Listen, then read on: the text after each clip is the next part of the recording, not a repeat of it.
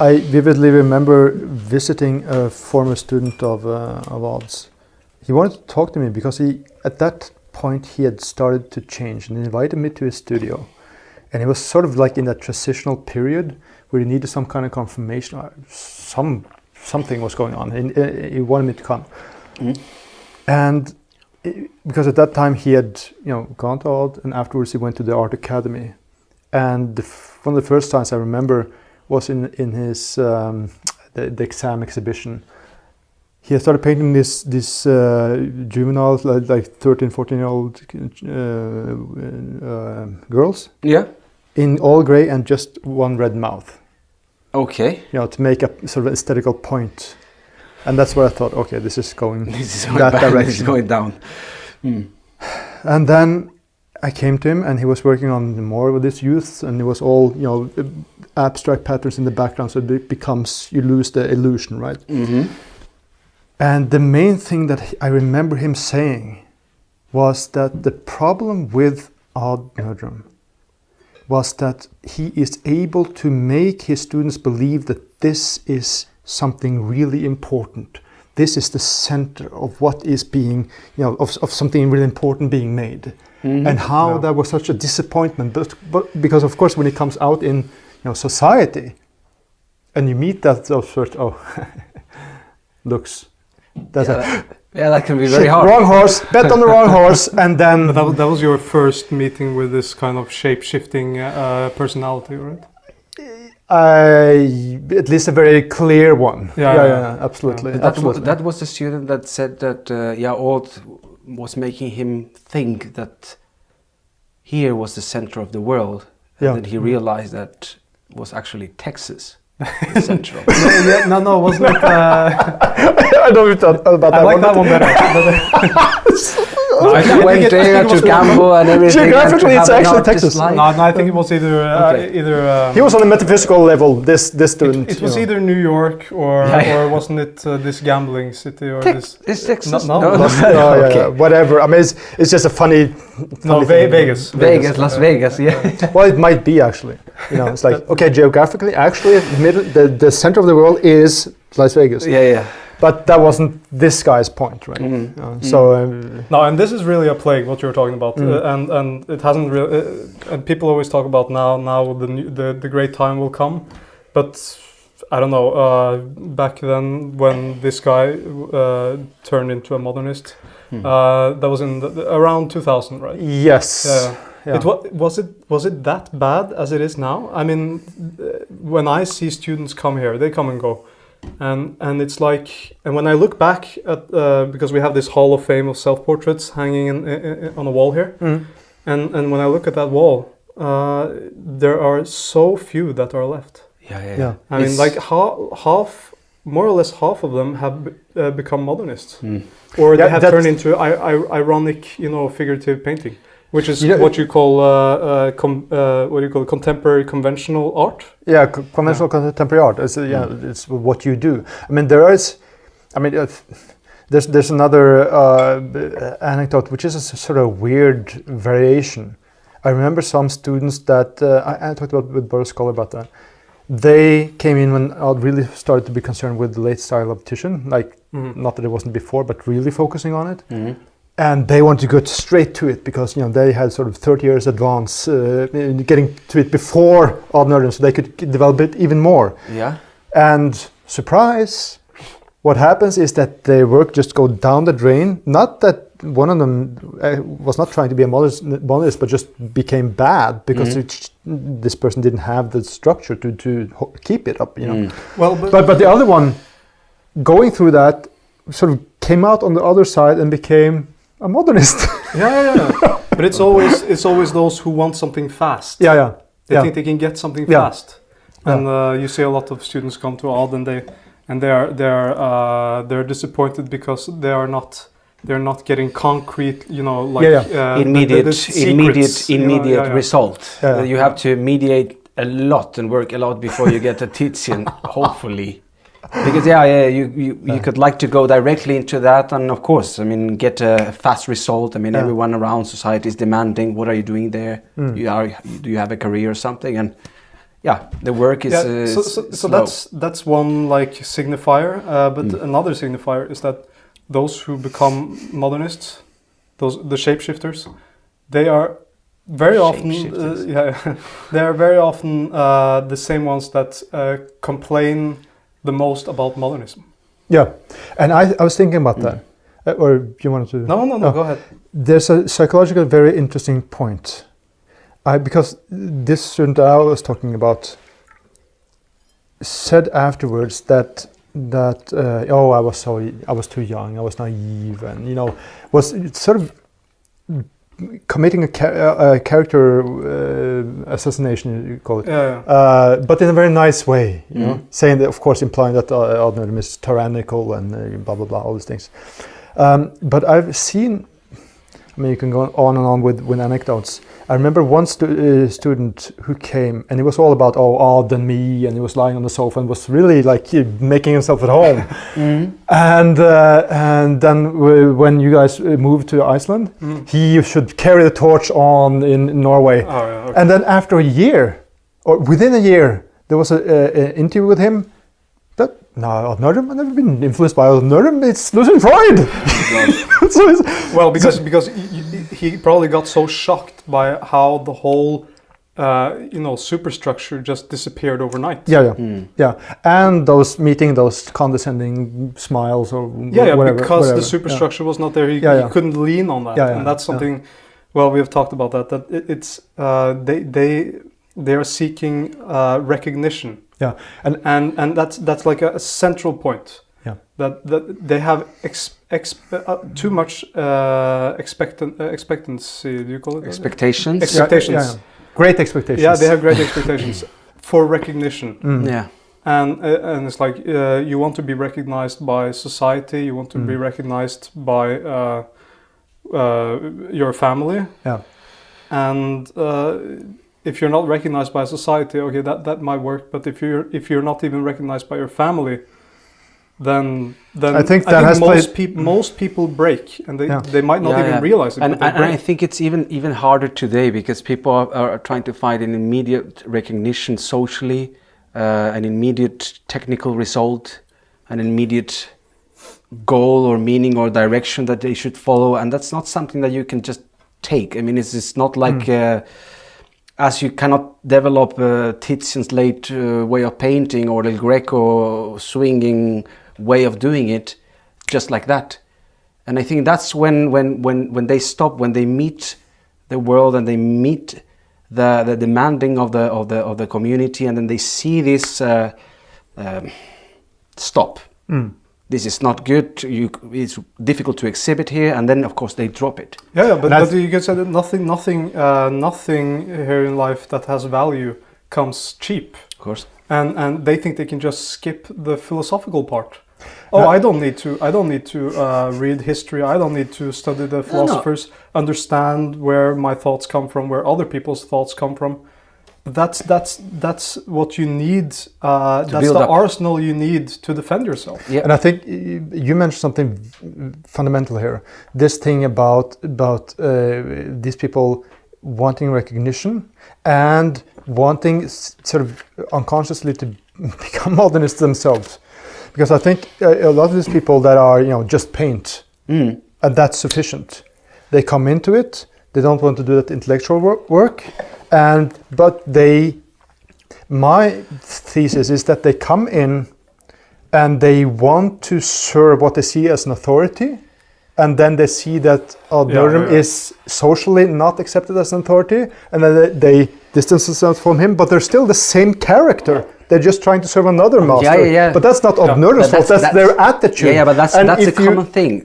And if you are going in with that attitude, that I shall try to get points within this system, then you come in and it's us against the damned modernists. And then suddenly you meet a modernist and he's a nice guy. It's like, it's not they don't eat children, they don't chop up old women. It's like, and then I'll jump over here because it's also we know a really nice guy that's a modernist. Yes. Yeah. And I'm still painting classical figures. But that is something like they are trying to search someone to serve. Yes, that's my point, that they are opportunists. They themselves come in with an opportunistic idea. They think that Odd Nerdrum will be very happy about that. Oh, if you like me, I'll like you. And they see that he's not like that, because suddenly there's some John Doe comes in who's 13-year-old or 45-year-old. Oh, that's great, that work that he's doing. And he's not looking after what papers you have or who you come from. And it's like, oh, this is not the system for me. But and others had a lot of students like that because he had a lot of recognition once that they think they can get too. But what is important to remember is that Odd had that recognition not because of the way he painted, but because the spirit of the time allowed it. The postmodernistic period in the 1980s. The first period, Odd was not considered important in Norway at all. Well, he was controversial, but he was not considered important before the 1980s when he had his breakthrough in America. And then they started respecting him in Norway. But it was the spirit of the time. And these people, many of the students, they think that if they just do the same as Odd, they will have the same recognition, but it doesn't work that way. But even with a very clear structure, for example, when you start reading kitsch philosophy and what is presented also with Aristotle, and how to build up a story, and very clear structure how to ground your work on. I mean, that's not enough even for people to just continue working on that same direction. So it's basically they are very much influenced about having a position, having someone to serve, and gain a position on the structure, and then that makes them, or they think that that may allow them to paint and then improve as painters through time. But that's not what happens. This German concept, which is translated with awe, Ehrenfurcht, which means honor, fear. That's the problem. This respect, so-called, which is a weird way of saying it, of authorities. That's the problem. That they have accepted that there are certain authorities, and those are the people who do not know how to paint. And to get that out of people's brains, if you can get there, I think. That's also a situation. Well, they have to understand that. Well, they have to have no expectations of recognition. Yes, that's very important. Yes, be like Hartwig. You might end up like Hartwig, and maybe worse than Hartwig, because actually his father probably thought that his work was nice. I don't know. I mean, speaking of that, having these ideals, being conscious of what other painters have been doing, when you are defined socially, or you're defined as crazy, socially destroyed at 25. And after that, when you were going to be this man and create a family and wealth and that, you will end up living in a little room with your father. And that's when you create the greatest works within landscape painting in history. I mean, and I was thinking about that when we were going to talk about this subject tonight.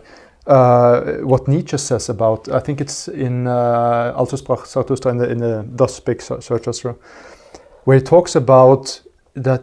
How is it in English? The day people stop fearing punishment and desiring reward, that will be like the rainbow after a long storm. And that not even, that's a great thing, not even virtue, as in skill or not even virtue is a pay in itself. So that's a good idea of indifference. Wait, what does he mean by that? That you do it in any case. You do not expect anything other than that you are trying to do good work. You are not dependent on anyone liking it or disliking it or whatever. To be a monk. But that's a way of being indifferent, which I can respect. It's not aesthetical indifference; it's a social indifference. I can sign that treaty. That can even allow you to have some space and time to paint and really work on that. Safe space. That allows you some safe space. No, but I mean that's why these people come in, and I think they have that desire for recognition, as you say. And I remember also your father, we were working somewhere in Oslo in the beginning when I was a student, and he said he was talking about two specific students or earlier students. The problem is that they have so much ambition. It's the same thing that you're saying there. Yeah, and often that they don't have a philosophical basis in philosophy. Yes. Ambition for what? Social ambition. Social ambition, because you have ambition for getting the best level as possible. That will just lead you, and you could bear any. Anyhow, social ambition. Yeah. The problem is that they have this long social antennas, and I experienced this myself. I remember going to a party, actually an artist party. Oh, yes. There. Yes, there was at least 40, 50 artists, and I was, where two or more are gathered in my name, I'm amongst them.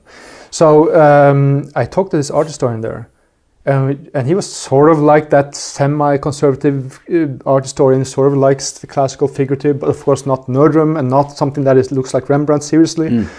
And we talked about it, and of course talked a little bit about kitsch and these things. What was your solution then if you're doing Rembrandt today? Well, that's what you call kitsch, I said. And then his gaze changed. And he was a Toastmaster, and I had asked to give a speech. And then he said, blah, blah, blah. Jane Doe has many friends. She is very open from all kinds of perspectives within the art world, even from the conservative side. That was like, to introduce me. Yeah. And I think if you have this long social antennas, you understand just that one experience will lead you to understand that, shit, I better keep my mouth shut and just, calm down here, mental lockdown. Yeah, but many have a really great love for the craft when they start out. Yeah. So it's not just people who want to gain a lot of gain a big position. They actually love what they're doing, but then and this is not just students of Odd. It's also in Florence and everywhere else, and they don't. I mean, they don't know what to paint. Yeah, they don't have. They just paint this model that stands there with a stick. They don't get a direction. Why do you work with painting? And when you see those people that are very talented in the way they work, and they actually want to paint for the rest of their life, if the school or the place where they are going doesn't give them a solid structure, a philosophical background, then they are just lost. I mean, how many of these students come out from all these academies again and again, and then they face the world and they say, okay, now you are free to paint what you want. What do I want? What should I paint? And then the whole world comes with all this demanding, and of course they give up. Well, it's like Christina Onsrud talked about when she went to this university in London.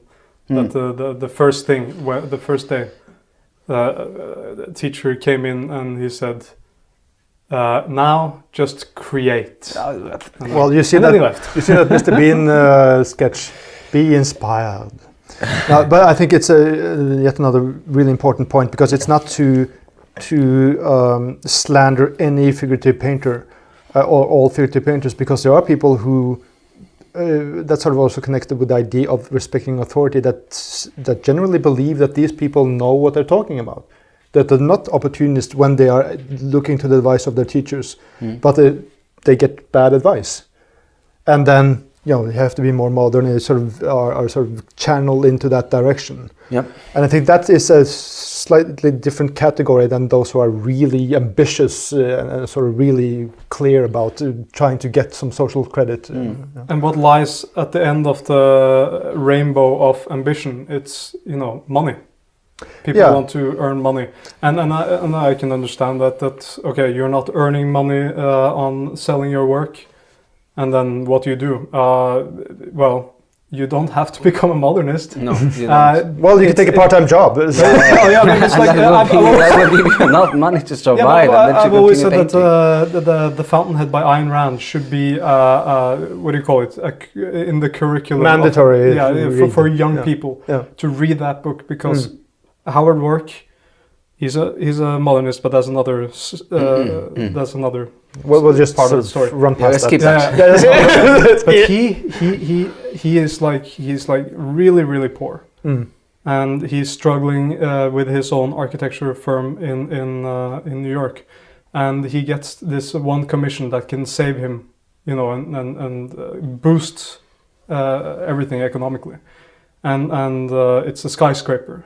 He's going to draw skyscrapers, so he makes it. He makes the drawings, and then when the commissioners come to look at it, they say, "Oh, we like it. Let's build this. But can you please Can you please add some ornaments on the corners of the structure?"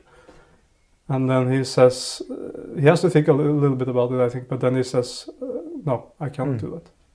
And then the deal is off, and he has to shut down his firm, and he wonders what he's going to do. So he asks a friend, and he knows about this. What do you call it? He can work in a mine on the countryside. Yeah. In Connecticut. Yeah. And then he goes there for the summer until he can figure out what to do. And that's the way to do it. Because then you keep your integrity. Yeah. I mean, you began painting, or in his case, you began with architecture because you loved what you were doing. Yeah. And then suddenly to survive, you're doing something that you don't like to do. That's a slave mentality. If you go down. Yeah, but if you have to do something that you don't like, for example, to go to work on a part-time job, in order to keep your integrity and to keep that thing that you love the most, that's worth it. That's worth. Yeah. I mean, your life depends on it, because then you do it. Thank you for checking out this clip from the Cave of Apelles. If you want to watch the entire segment, head over to caveofapelles.com/donate and become a $5 patron. That will allow you to access all our Dark Flame episodes, bonus material with our featured guests, and more.